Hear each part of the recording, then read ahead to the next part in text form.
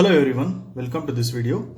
In this video, let us see the CMOS inverter and how to write the layout for the circuit.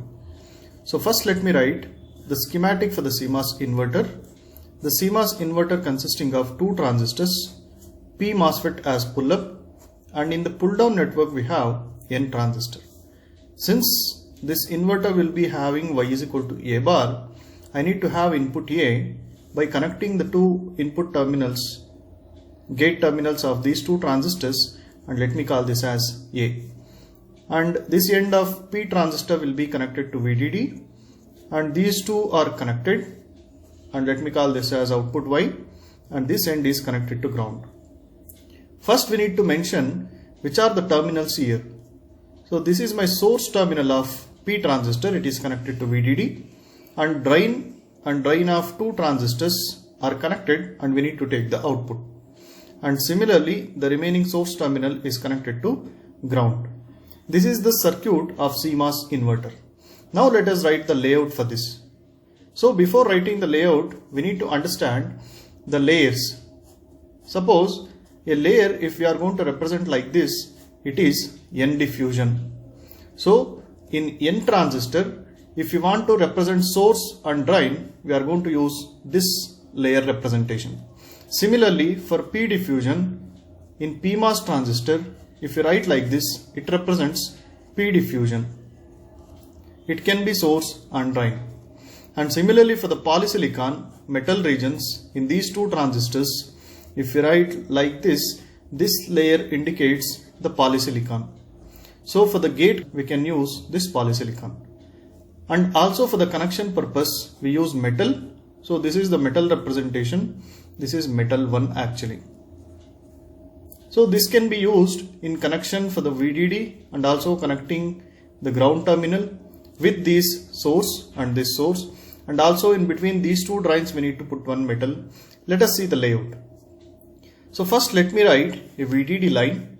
There is a VDD line in your IC. This will be represented as a metal representation. So this is my VDD. Similarly, leaving the space for putting this P transistor and N transistor, I am going to write one more metal layer here. This represents ground. This is again a metal layer for connecting ground. This is a ground line. In between we need to have these two transistors. As we know, in layout we are going to represent the transistor in this manner. If this is my diffusion, since I am writing these lines closer, this represents N diffusion, and if it crosses polysilicon, this makes N transistor. Similarly, if I write cross lines like this with a polysilicon crossed over here like this, this becomes a P diffusion crossed with polysilicon.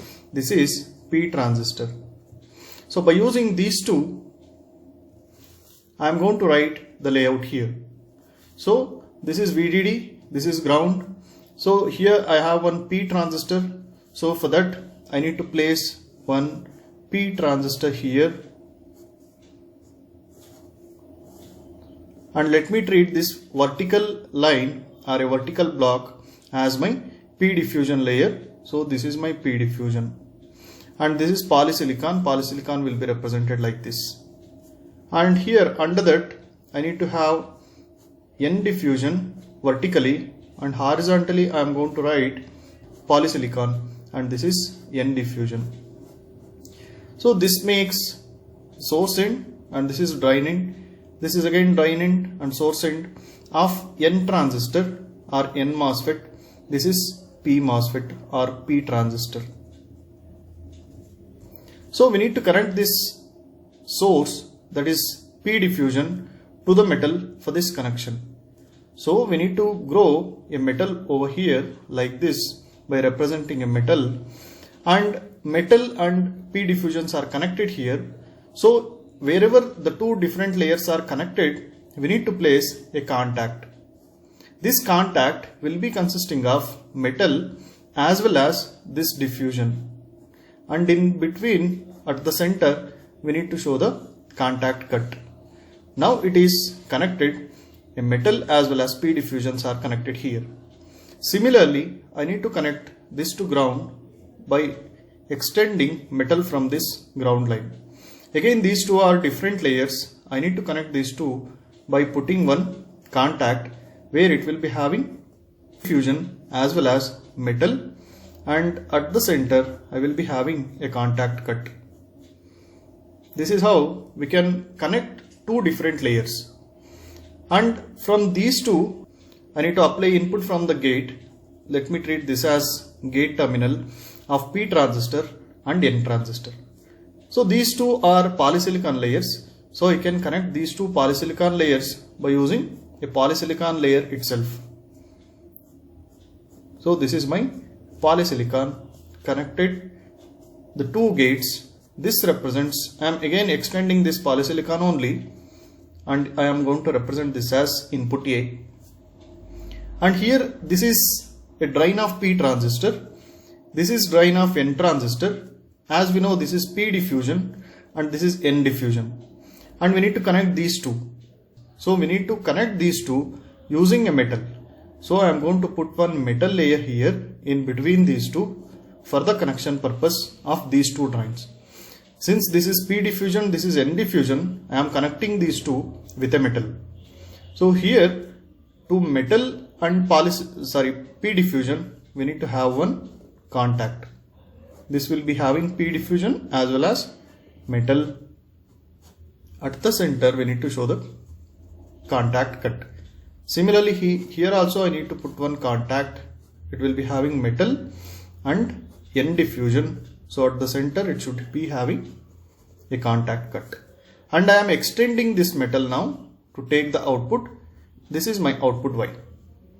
So this completes the CMOS inverter layout.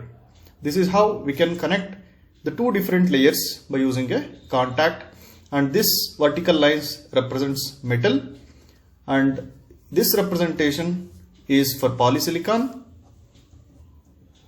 and this is for P diffusion. This will be used for source and drain of P transistor.